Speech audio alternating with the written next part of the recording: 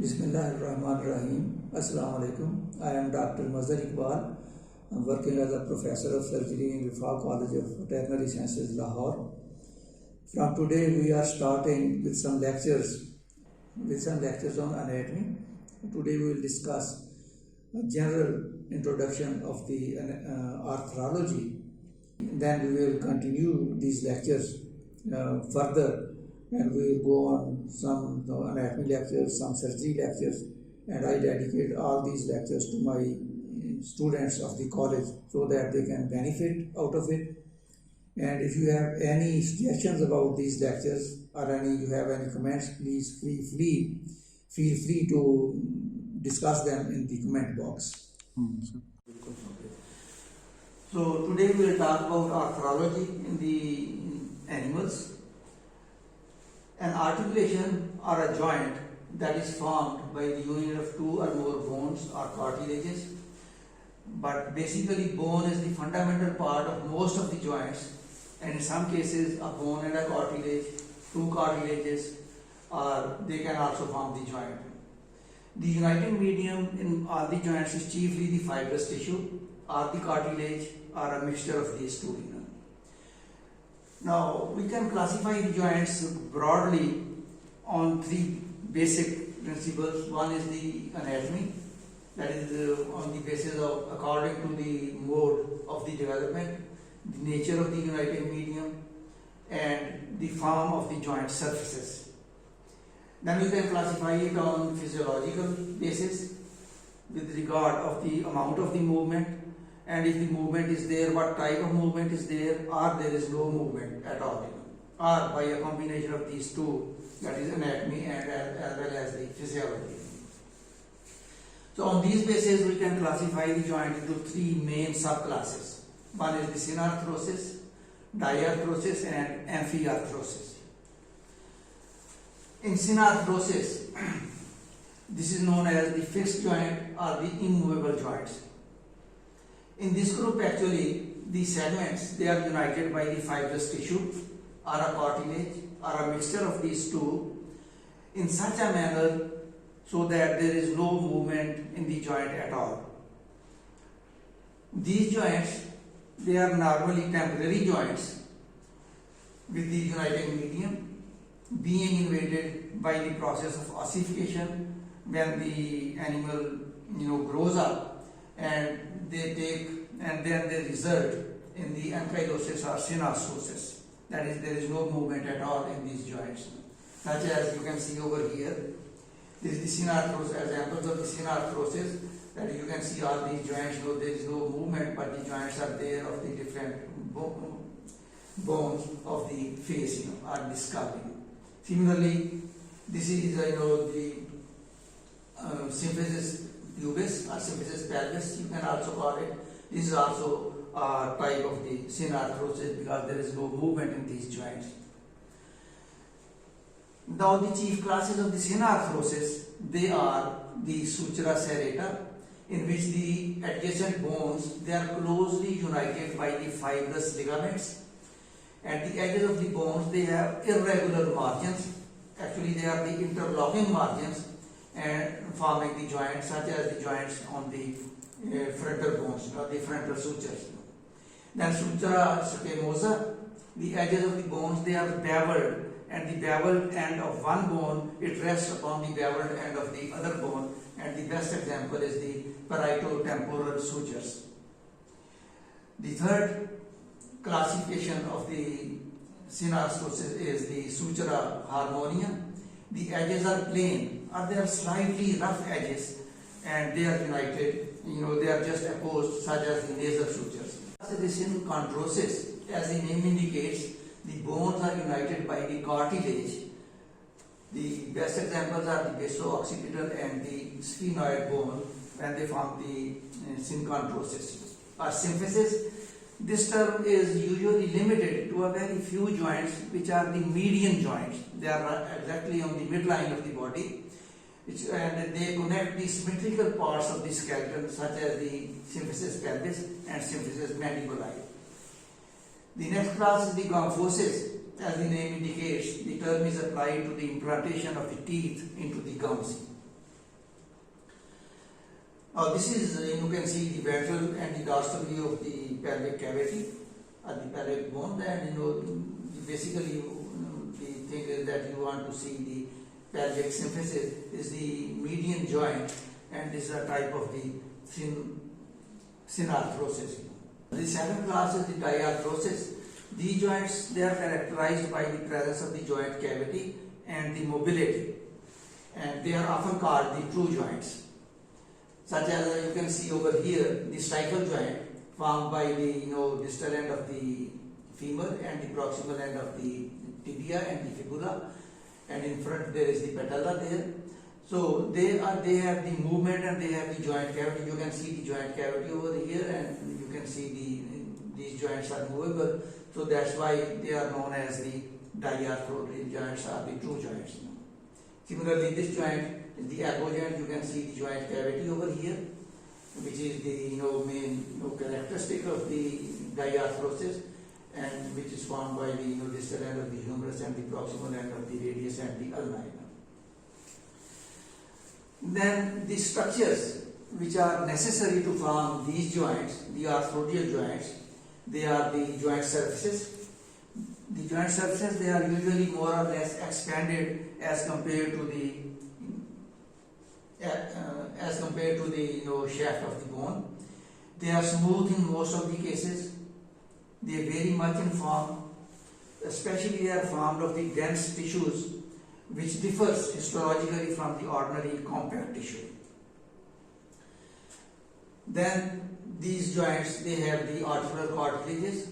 The articular cartilages are usually hyaline in type, and they form a covering over the articular surfaces of the bones. They vary in thickness in different joints, and normally they are thickest on the areas of the greatest pressure.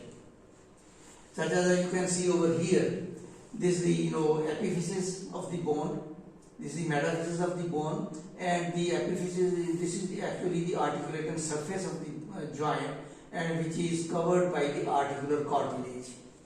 This articular cartilage also, it is just a continuation, you can see, of the epiphyseal plate or the growth plate, which is separating the epiphysis from the metaphysis. We will discuss this epiphysis or the growth plate in some other lectures, but for the time being, I will tell you that the articular cartilage, which is covering the bone, and the bone below the articular cartilage is known as the subchondral bone. So this articular cartilage, they are covering the articular surfaces. So these articular cartilages, they are avascular, aneural, they are very smooth, and they have a bluish tinge in the fresh state, and they diminish the effects of concussion, and they greatly reduce the friction between the articulating surfaces. The third is the joint capsule. A joint capsule, this is actually a sac, and the margins of the joint capsule, they are attached around the articulating surfaces, and the joint capsule is joint capsule consists of two layers. One is the external layer, which is composed of the fibrous tissue, and the internal layer is composed of the synovial membrane. Thus, in certain situations, parts of the fibrous capsule, they may undergo thickening, and they act as ligaments. But because they are developing from the fibrous capsule, they are not separable except artificially. From the rest of the capsule, it is difficult to separate them. The synovial layer or the synovial membrane, it lines the joint cavity, except where this is bounded by the articular cartilages, so it stops normally at the margins of the articular cartilages. Synovial layer is a thin membrane, rigidly supplied by a closed network of the vessels and the nerves. And the synovial membrane basically, it lubricates the joints because it secretes a fluid which is known as synovia. And due to the synovia, the joints, they can move easily because they are lubricated by the synovial fluid. If you see it over here, actually each component of the joint, it serves its purpose. It has every component of the joint capsule. It has its own purpose. The joint capsule with two layers, that is, it encloses and protects the joint. Outer fibrous layer provides mechanical stability to the joint, contains nerve endings, provide information to the brain on the joint position. Then there is internal synovial membrane. It filters blood, excluding the proteins, adding hyaluronic acid to form the synovial fluid. The articular cartilages, they allow the bones to glide over each other smoothly. Then they distribute load evenly into the subchondral bone, and they also act as cushions against bone-to-bone impacting.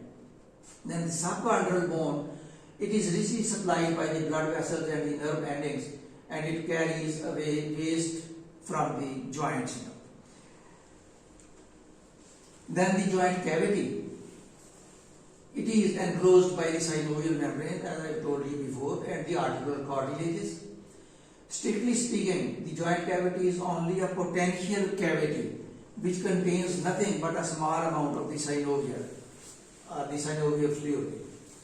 Such as you can see over here again, that this is the elbow joint formed by the distal end of the humerus and proximal end of the radius and the ulna. This is the potential cavity, only a small cavity. It contains only the synovial fluid. It's not a very big cavity. Then there are ligaments which are needed by the diarthrosal joints. These are strong bands or they are membranes. They are usually composed of wide fibrous tissue which bind the bones together.